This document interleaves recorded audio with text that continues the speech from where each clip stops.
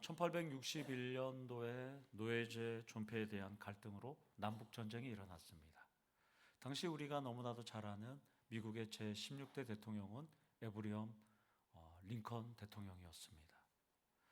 에브리엄 링컨 대통령은 북군을 이끌고 있었죠. 초기 전투에서 북군은 남군의 기습과 전략에 대해서 계속 밀렸어요. 그때 한 참모가 링컨에게 이렇게 와서 묻습니다. 하나님은 우리 북군의 편에 있을까요? 아니면 남군 편에 있을까요? 이렇게 링컨에게 질문합니다. 왜냐하면 북군이나 남군이나 다 동일한 신앙을 갖고 있었기 때문입니다. 북군이나 남군 모두 영국에서 메이플라워를 타고 청교도 신앙인들이 신앙을 지키기 위해서 미국의 신대륙에 도착했었습니다. 모두 청교도들의 후예였습니다. 예수 그리스도를 구주로 믿는 신앙인들이기 때문입니다. 그러자 에이브러햄 링컨은 참모에게 이렇게 대답합니다. 나는 하나님이 우리 편에 계신지 적인 남군의 편에 계신지가 고민하지는 않네. 나의 유일한 고민은 내가 하나님 편에 서 있는가 하는 것이라네. 신앙이 좋은 부부가 부부싸움을 했어요. 남편도 하나님 내 마음 아시죠? 아내도 하나님 저 인간 때문에 내 마음 아시죠?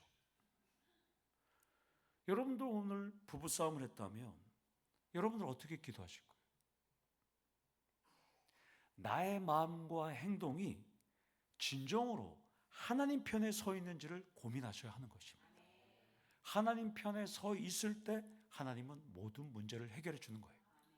남군 편, 북군 편이 아니라 하나님 편에, 아내 편, 남편 편이 아니라 하나님 편에 서 있어야 한다는 것입니다. 오늘은 한 해 동안 하나님께서 베풀어 주신 은혜를 감사하는 추수감사절기로 드립니다.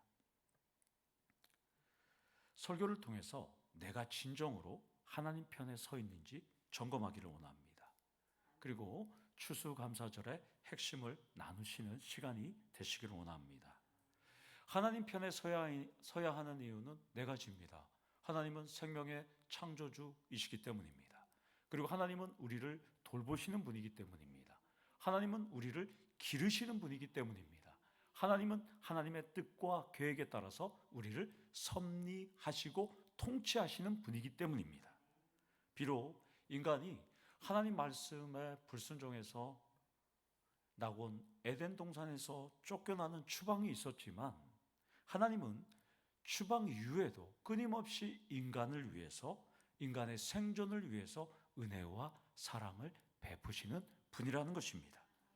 그러니까 우리가 주일에 함께 이 자리에서 예배를 드리는 것이지, 추수감사절기를 지키는 것이지, 여러분들이 하나님을 신뢰하지 않는다면 이 자리에 있을 이유가 없다는 것입니다. 추수감사절기를 맞은 여러분들은 올 한 해 어떤 삶을 사셨을까요? 다사다난하신가요? 안개와 같은 인생, 여전히 터널 속을 지나시는 분들도 있을까요? 우리 삶을 돌아보면 하나님을 믿고 신뢰하고 통치와 섭리를 받는다고 고백하면서도 여전히 실제 행동은 나를 신뢰하고 내 힘과 능력으로 살아갈 때가 참 많다는 것입니다. 모든 일을 내가 다 하면서도 하나님의 섭리와 통치는 불안해하는 것이 인간입니다. 좀 더 적나라하게 고백한다면 하나님을 믿는다고 하면서 믿지 않을 때가 더 많다는 것입니다. 그러나 성경의 핵심은 창조주 하나님이 우리를 기르신다라고 말씀하고 있습니다. 성경을 보면 하나님은 우주 전체를 하나님의 절대적인 주권과 권위에 의해서 통치하시고 섭리하시는 것을 우리는 알 수 있다는 것입니다. 여기서 첫 번째 포인트로 추수감사절의 핵심은 창조주 하나님의 절대적인 주권과 권위로 통치하심을 인정하는 시간이 되셔야 한다는 것입니다. 한 단어로 표현하자면 겸손의 시간이 되셔야 합니다. 어저께 다니엘 기도회 때 시각장애인 바이올리니스트 김지선 양의 그 간증의 시간을 보면서 정말 감동이었어요. 처음부터 끝까지 그 김지선 바이올리니스트는 겸손이었어요. 겸손. 그 몸에서 겸손이 그냥 쫙 빠져나왔어요. 태어날 때부터 선천적인 시각장애인으로 태어나서 그 미국의 맨해튼 대학교에 장애인으로는 처음으로 입학하게 됩니다. 지금은 장애인이면서도 불구하고 서울시립교향악단의 단원입니다. 우리 많은 사람들은 악보를 다 눈으로 보고 연주하잖아요. 그 김지선 양은 다 암기해서 합니다. 우리 일반인들이 상상하지 못할 정도로 그렇게 살아가는데요. 겸손이라는 단어를 어저께 저는 처음부터 끝까지 느꼈어요. 제가 다니엘 기도에 21일 동안 참여하면 영성이 느껴지는 간증자는 처음부터 끝까지 눈물이 나거든요. 제가 어저께도 눈물이 났어요. 김지선 우리 그 사역자를 보면서 여러분들 겸손이라는 이 헬라어 타페이노스는 지면보다 낮은 위치를 의미합니다. 타페이노스, 겸손, 지면보다 낮은 위치. 그러니까 겸손은 마음을 낮추며 상대방을 인정하고 높이는 욕심 없는 마음의 상태를 타페이노스, 겸손이라고 합니다. 그러니까 겸손은 어떤 자세가 되어야 되냐면 상대가 나보다 낮추면 나는 더 낮춘다는 마음가짐과 자세가 있어야 되는 거예요. 그러면 하나님 앞에 우리가 섰을 때 어떻게 됩니까? 하나님이 낮추면 우리는 더 낮아져야 되는 것이죠. 하나님이 높으면 우리는 계속 낮은 상태를 유지하셔야 한다는 것입니다. 그래서 성경 전체를 통틀어서 성도가 가져야 될 가장 중요한 신학의 덕목이 겸손, 영어로 humility입니다. 겸손이 우리에게 가장 중요한 단어입니다. 하나님 앞에서 겸손한 우리 성도님들 되기를 원합니다. 잠언 18장 12절에 보면 겸손은 존귀의 길잡이라고 말합니다. 시편 22편 26절에 보면 겸손한 자는 먹고 배부를 것이다 이렇게 말씀합니다. 겸손할 때 명예와 행복이 따른다는 것입니다. 대한민국은 30년 전까지는 겸손했어요. 그러나 30년 이후부터 우리는 지금 겸손하지 않고 있어요. 결국 우리는 경제가 점점 어려워지고 있습니다. 사랑하는 성도 여러분, 포항 지역이 선제 대응 위기 지역으로 살아가고 있습니다. 우리는 하나님 앞에서 겸손한 신앙을 유지하시길 원합니다. 앞뒤 좌우 옆 사람의 얼굴을 찬찬히 한번 보시길 원합니다. 앞뒤 좌우 겸손한 얼굴인가? 욕심과 교만으로 찌든 얼굴인가? 다 겸손한 얼굴로 보이는데 맞나요? 아멘? 우리 베드로전서 5장 5절 말씀을 함께 읽도록 하겠습니다. 시작.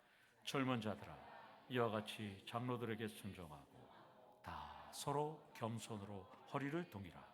하나님은 교만한 자를 대적하시되 겸손한 자들에게는 은혜를 주시니라. 아멘.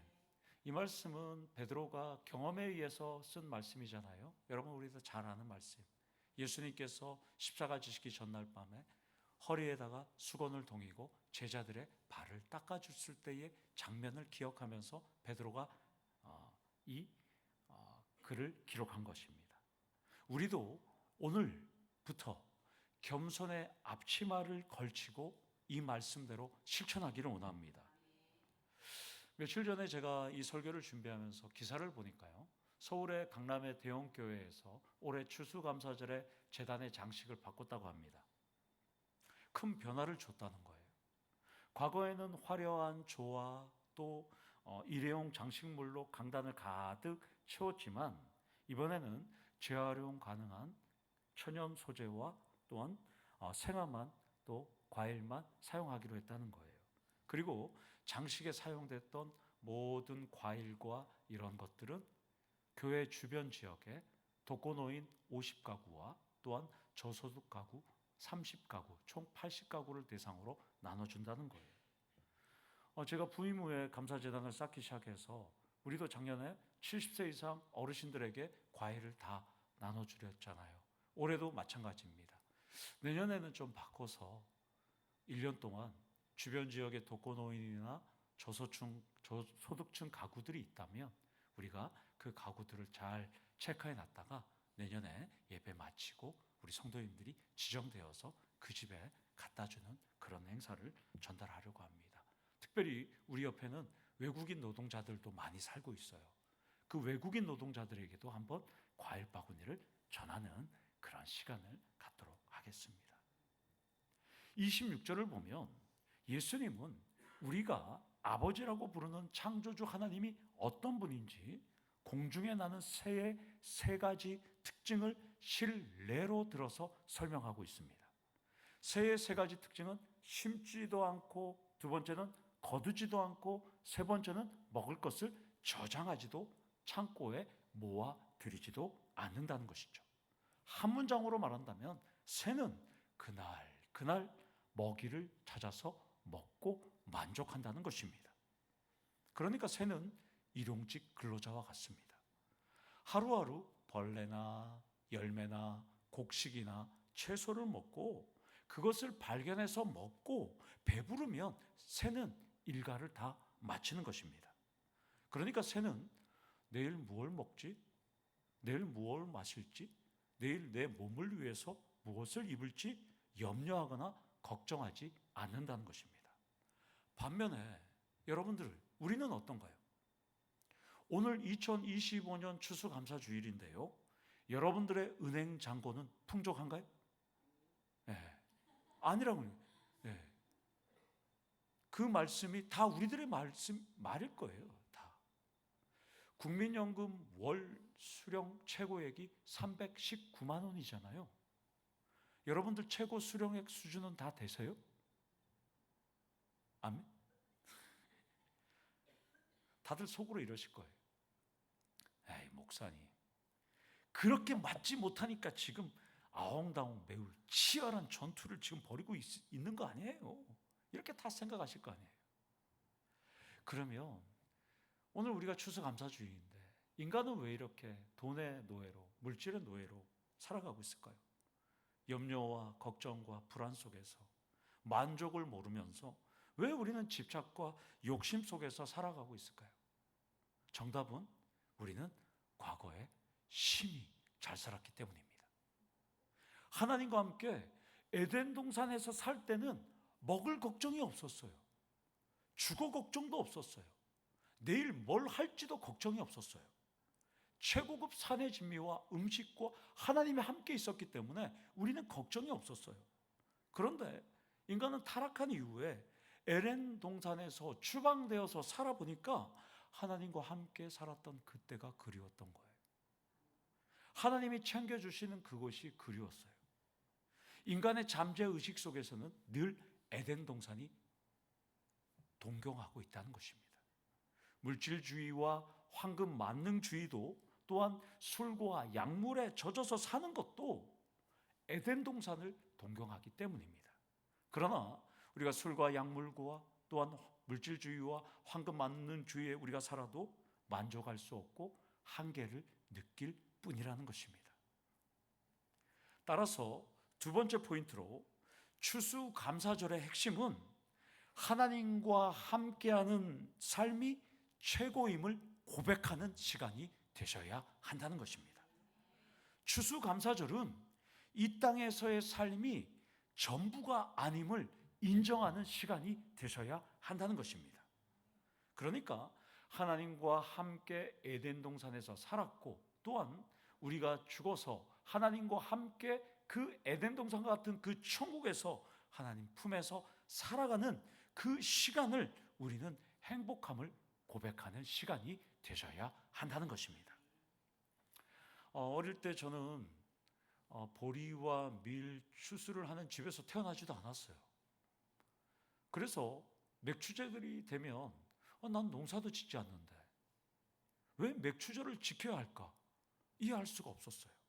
그러나 성경에 나오니까 인정할 수밖에 없었어요. 반면에 우리나라는 추석이 있잖아요. 우리 추석을 10월 달에 지켰잖아요.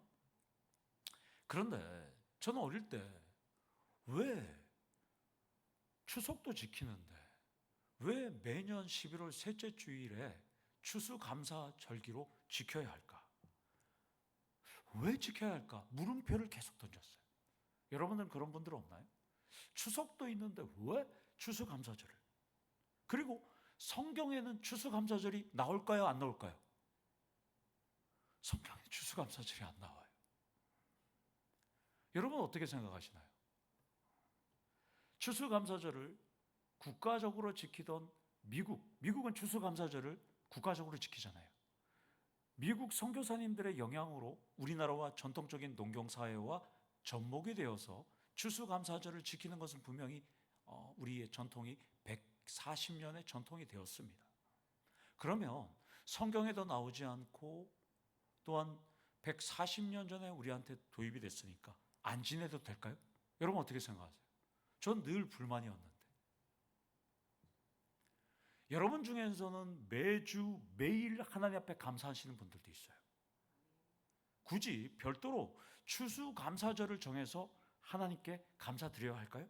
여러분 어떤 생각이 드시나요? 그 물음표에 여러분들 어떤 생각을 하실까요? 각 교단은 왜 추수감사절을 드리냐면 하나님께서 한 해 동안 우리의 삶과 건강과 신앙과 가족을 지켜주신 것에 대한 감사의 의미로 우리는 매년 11월 셋째 주일에 감사주일로 지키겠다고 결의해서 드리는 것입니다. 물론 각 교단과 교회가 추수감사주일에는 감사제단을 쌓고 감사의 물질을 드리는 전통이었으니까 그냥 습관적으로 여러분들 따라 하시면 안 되는 거예요. 그러면 추수감사는 어떤 마음으로 여러분들이 드려야 할까요? 본문에 답이 있습니다. 본문에 예수님은 너희 하늘 아버지께서 기르시나니 라고 말씀합니다. 이 기르시나니라는 이 헬라어 트레페이는 돌보다, 양육하다, 먹이다 이런 뜻입니다. 현재 시제입니다. 하나님은 끊임없이 우리를 먹이고 돌보고 양육하고 기르시기 때문에 우리는 감사해야 한다는 것입니다. 따라서 추수감사는 영원히 죽었던 나를 창조전부터 예수 그리스도 안에서 구원하시기로 작정하시고 먹이고 돌보시고 양육하시고 끊임없이 기르시는 하나님을 그 사랑을 찬양하고 감사하는 절기가 추수감사절이 되셔야 한다는 것이죠. 공중에 나는 새도 먹을 것도 없고 농사도 짓지 않고 저장할 창고도 없습니다. 그런데도 하나님은 그들을 입히시듯이 때를 따라 돕는 은혜로 여러분들을 보호하시고 돌보신다는 것입니다. 여기서 세 번째 추수감사절의 핵심은 변함없이 나를 돌보시는 하나님의 은혜를 특별히 감사하는 시간이 되셔야 한다는 것입니다. 왜 특별히 감사해야 할까요? 망각의 존재인 인간은 늘 항상 언제나 항상 계속해서 하나님께 감사하지 못하기 때문입니다. 1년에 단 하루라도 절기를 정해서 하나님의 도우심을 감사하셔야 한다는 것입니다. 그래서 모든 교회들이 추수감사절로 지키는 것입니다. 우리가 먼저 세상과 작별한 가족들을 생각해서 기일에 추도 예배를 드리는 것, 또 명절에는 산소를 찾는 것, 이것은 다 과거의 소중한 추억을 생각하는 것처럼 구원을 베푸신 하나님의 그 살아계신 하나님께 감사해야 하는 이 부족한 우리들의 존재인 인간이 늘 하나님 앞에 감사하지 못하니까 수확의 계절 끝자락에서 감사하는 시간을 가지는 시간이 바로 추수감사절이 된다는 것입니다. 그런데 본문에서 여러분들이 놓치지 말아야 할 점이 있습니다. 예수님은 공중의 새를 바라보라고 말씀합니다. 보라라는 이 헬라어 엠블랩사테라는 단어는 너희는 바라보라 이런 뜻입니다. 이것은 육의 눈으로는 볼 수 없음을 의미합니다. 그러니까 어떤 눈으로 봐야죠? 영의 눈, 영안의 눈으로 바라보라는 거예요. 이것은 믿음의 눈으로 바라보라는 것입니다. 믿음의 눈으로 바라볼 때 하나님의 돌보심, 기르심, 양육하심, 먹이심이 보인다는 것입니다. 그러면 어떻게 하면 영의 눈, 믿음의 눈으로 하나님의 돌보심을 볼 수 있을까요? 우리 다 같이 마태복음 6장 21절 말씀을 함께 읽도록 하겠습니다. 시작.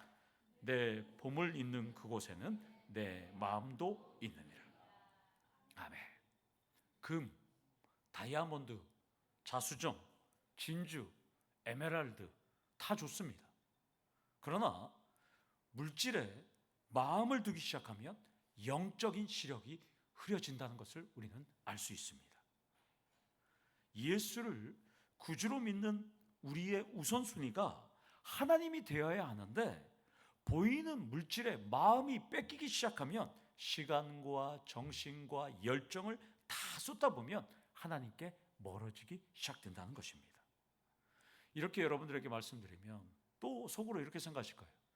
에이, 목사님, 물질에 마음 두지 않으면 전기료는 어떻게 낼 거예요? 에이, 목사님, 물질에 마음 두지 않으면 관리비는 어떻게 낼 거예요? 물질에 마음 두지 않으면 임대료는 어떻게 낼 거예요? 그런 말 하지 마세요. 이렇게 말할 수도 있을 거예요. 그러나 오늘 이 말씀은 믿음과 삶의 우선순위가 창조주 하나님인지 물질에 대한 이야기입니다. 돈과 보물을 배격하는 것은 아니에요. 여러분들이 세상에서 열심히 사는 것을 배격하는 것을 말씀하는 것은 아닙니다. 따라서 추수감사절은 내 인생의 주인이신 하나님이 때를 따라 돕는 은혜로 나를 지키시고 보호하신 시간을 생각해보고 감사하는 절기가 되셔야 한다는 것입니다. 시편 116편 저자는 자신에게 귀 기울여 주시고 자신을 돌보시고 기르시는 하나님의 사랑과 자비와 은혜를 이렇게 깨닫고 이렇게 고백합니다. 우리 다 같이 시편 저자가 하나님의 은혜, 너비와 깊이와 높이와 깊이를 깨닫고 고백하는 시편 116편 12절 말씀을 함께 고백하도록 하겠습니다. 시작.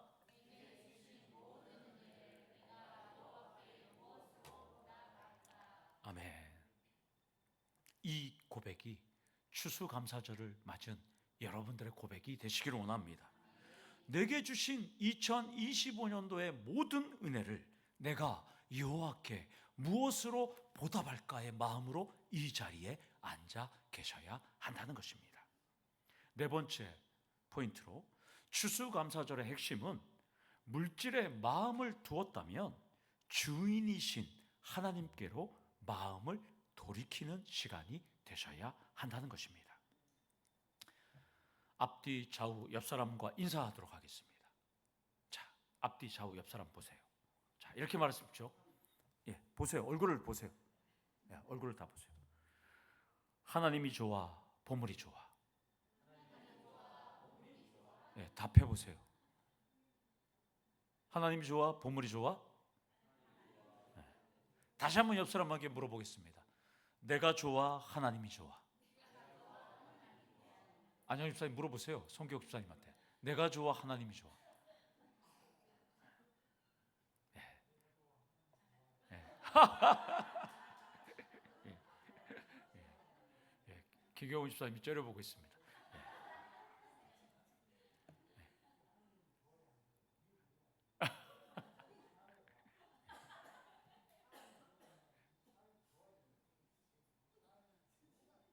예, 우리 다 같이 추수감사절에 우리 다 함께 외치겠습니다. 하나님이 좋아. 한 번 더 하겠습니다. 하나님이 좋아. 예, 하나님이 좋아. 그 얘기를 지금 성락현 성도님이 한참 하고 계셨습니다. 새들도 일은 합니다. 아침 일찍 일어나는 새가 벌레를, 그렇죠, 벌레를 잡는다는 그 속담도 격언이 있잖아요. 끊임없이 새는 일을 합니다. 그런데 하나님께서는 그 새에게 벌레와 과일과 채소와 곡식을 제공한다는 것입니다. 그러면 오늘 이 말씀 속에서 새들이 심지도 않고 거두지도 않고 저장하지 않는다는 것은 도대체 무슨 말일까요? 새들도 일을 하잖아요. 가만히 입만 벌고 있으면 벌레가 와서 들어오지 않잖아요. 새들이 그러면 도대체 이게 뭘까? 이것은 새들이 게으르다는 것이 아니라 미래의 일을 염려하지 않는다는 뜻입니다. 염려한다고 해서, 걱정한다고 해서, 불안하다고 해서 변하는 것은 아무것도 없습니다. 우리 다 같이 21절 말씀을 다시 한번 읽도록 하겠습니다. 27절 읽지는 않았지만 27절 말씀을 한번 읽도록 하겠습니다. 시작. 너희 중에 누가 염려함으로 그 키를 한 자라로 더할 수 있겠느냐. 여기 키로 번역된 이 헬리키안이라는 헬라어는 목숨, 수명을 의미합니다. 그러니까 너네들의 능력으로 어떻게 목숨, 수명을 연장할 수 있겠느냐, 이렇게 예수님께서 질문하신 내용이에요. 새들은 염려하지도 않고 또한 걱정하지도 않음에도 불구하고 하나님께서 먹이시고 돌보시고 기르시니까 계속 생존할 수 있습니다. 창조 이후부터 새들은 그렇게 살아왔어요. 앞으로도 그렇게 살아갑니다. 씨를 심고 열매를 거두고 나중을 위해 저장한다는 염려와 걱정은 새들은 없습니다. 그러면 여러분들은 2025년 한 해 얼마나 일찍 일어나고 얼마나 부지런히 열정적으로 일하셨나요? 그럼에도 성과도 없고 남은 게 없어서 염려와 걱정뿐인가요? 아니면 일한 것에 비해서 성과와 열매가 크고 통장의 잔고도 넉넉하셔서 행복하신가요? 없어서 감사하시고 남아도 감사하기를 축원합니다. 다섯 번째, 추수감사절의 핵심은 염려와 걱정을 모두 하나님께 맡기는 시간이 되셔야 한다는 것입니다. 그러니까 추수감사절에 아버지 하나님께, 하나님, 저 힘들고 괴로운 거 아시지요? 아뢰시는 시간이 되셔야 한다는 것입니다. 어떤 분들은 하나님 앞에 기도할 때 육두문자까지 쓰신다는 분들도 제가 들었어요. 하나님께 육두문자까지 써서 하소연한다는 분들도 계셨어요. 사랑하는 성도 여러분, 모든 걸 아시는 하나님께 모든 염려와 걱정을 아뢰고 응답받는 추수감사절이 되시기를 축원합니다. 26절 하반절을 보면 예수님은 이렇게 말합니다. 너희는 이것들보다 귀하지 아니하냐. 하나님이 우리를 너무나도 사랑한다고 말씀합니다. 공중나는 새들보다 너네들은 더 귀하다고 말씀합니다.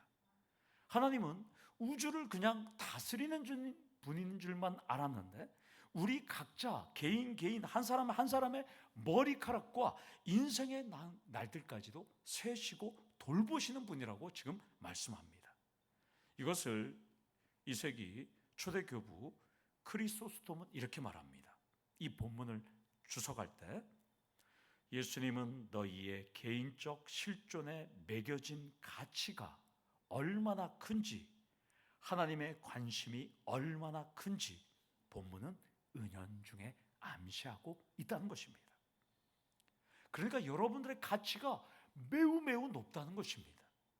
그런데 반대로 이야기한다면 하나님은 끊임없이 우리를 돌보시고 은혜를 내려주시는데 돌보심에 대한 신뢰가 무너질 때, 흔들릴 때 낙심이 찾아오게 된다는 것입니다. 따라서 여섯 번째 마지막 포인트로 추수감사절의 핵심은 나의 가치와 나에 대한 하나님의 관심이 얼마나 큰지 돌아보는 시간이 되셔야 한다는 것입니다. 이것을 알면 감동이 밀려와요. 나를 사랑하시고 주목하시는 하나님을 인격적으로 만났을 때 그 김지선 바이올리니스트가 눈물이 나고 정말 하나님 앞에 은혜를 감동했듯이 여러분들은 앞도 보이고 손발도 멀쩡하고 건강도 다 있어요. 일할 직장도 있어요. 그럼에도 불구하고 여러분들이 하나님의 우리에게 주신 가치와 하나님의 돌보심을 여러분들이 똑바로 인식하지 않으면 불신과 낙심이 찾아온다는 것입니다. 하나님은 여러분들을 하나님의 형상과 모양대로 지은 유일한 피조물들입니다. 여러분들은 새들보다 더 귀한 존재들입니다. 여러분들은 최고의 보살핌을 받는 존재라는 것을 기억하셔야 한다는 것입니다. 하나님은 여러분들을 최고의 가치로 두기 위해서 귀한 아들을 보내셔서 여러분들을 위해서 십자가에서 보배 피를 흘리셨다는 것입니다.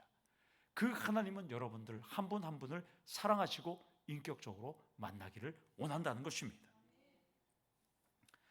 대기업에서 직원을 채용하는 채용 면접에서 이런 시험 문제가 나왔다는 거예요. 당신이 폭풍우가 내리는 그 밤에 차를 운전해서 가는데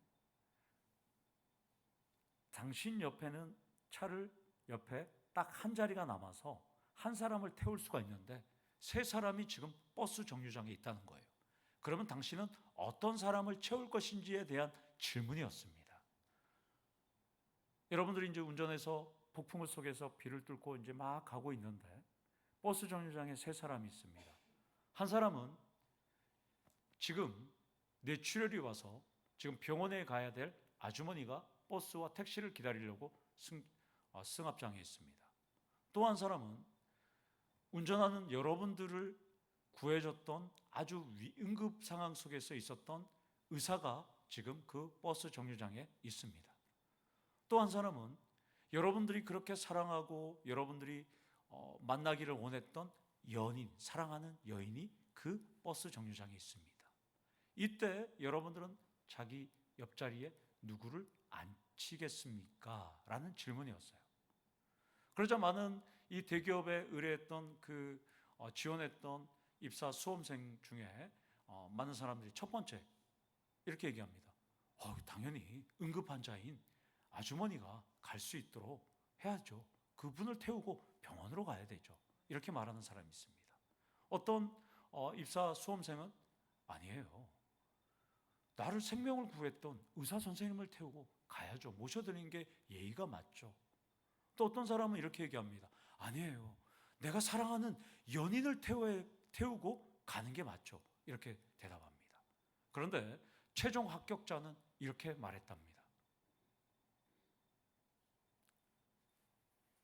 나의 자동차 키를 의사한테 줘서 의사가 환자를 모시고 병원으로 가는 것이 합격자의 정답이었답니다. 여러분들은 어떤 생각을 하셨을까요? 최종 면접의 목적은 이것 아니면 저것이라는 선택적인 사고가 아니라 무엇이 가장 큰 유익인가에 대한 질문이었습니다. 물론 선택적인 사고보다는 또 유익이 최고라는 주장은 절대 아닙니다. 급박한 상황 속에서 모든 사람에게 큰 유익을 주는 직원을 선발하는 것이 목적이었다는 거예요. 여러분들은 오늘 추수감사절에 자기 아들을 생명까지 아끼지 아니하여 주신 하나님 편에 서는 시간이 되시기 원합니다. 하나님은 나를 기르시고 구원하시기로 작정하시고 돌보시고 양육하시고 또한 귀하게 여기심에 여러분들이 감사하는 추수감사절이 되기를 원합니다. 모든 생명의 창조자시고 돌보시고 기르시고 하나님과 뜻과 계획 속에서 끊임없이 우리를 2025년 한 해를 섭리하신 그 하나님 앞에 감사하는 귀한 시간 되시고 그 하나님 앞에 감사할 때 큰 축복을 누리시는 우리 성도님들 되시기를 간절히 축원합니다. 아멘. 우리 다 같이 기도하시겠습니다. 하나님 아버지 감사합니다. 2025년 추수감사주일 공중에 사는 새들 심지도 않고 거두지도 않고 창고에 모아들이지도 않음에도 불구하고 우리 하나님께서 기르시고 먹이시고 입히시고 하나님께서 돌보시는 것을 우리는 살펴봤고 그 새들보다 우리는 더 귀하다는 것을 살펴봤습니다. 아버지 하나님, 우리 성도님들 추수감사절 하나님 한 해를 우리 하나님께서 인도하여 주시고 하나님 은혜 내려주심에 감사하며 하나님 앞에 영광 돌립니다. 하나님, 다가오는 2026년도에도 더욱더 하나님 앞에 기르심에 보호하심에 감사하는 우리 성도님들 될 수 있도록 하나님 은혜 내려 주시옵소서. 예수님의 이름으로 기도드리옵나이다. 아멘. 우리 다 같이 일어나